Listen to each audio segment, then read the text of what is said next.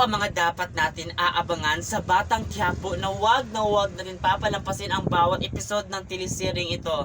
Ito nga si Olga, desidido talaga itong babae na ito na ipapatay talaga niya itong si Tanggol para talaga makahiganti na rin talaga siya sa kanyang kapatid na si Ramon, kasi noong namatay ang kanyang anak, walang ginawang action itong si Ramon para mabigyan sa pagkamatay ng kanyang anak. Pero ngayon ay talagang gagawa ng paraan at hindi talaga titigil itong si Olga hanggat hindi napatay itong si Tanggol na anak ni Ramon. Kaya naman mga kapamilya, abangan natin itong Batang Quiapo na kinaaalikan natin panoorin tuwing gabi, kasi nga paganda na ang mga pangyayari ng teleseryeng ito na yan ay wag natin papalampasin mga kapamilya. Kung malaman ito ni Ramon na plano pala talaga ni Olga na patay ng kanyang anak, dito na nga talaga mag-aaway ang magkapatid. Alam naman natin itong si Ramon, wala itong sinasanto. Kung sino ang traitor sa kanyang buhay ay talagang papatayin niya, kasi nga hindi ito maganda para sa kanya.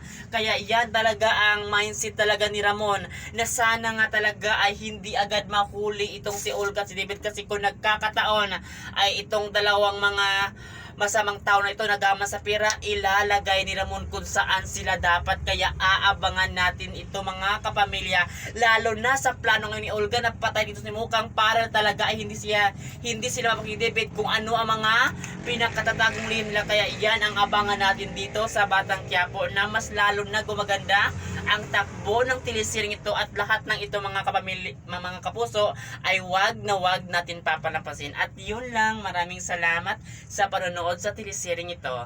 Thank you.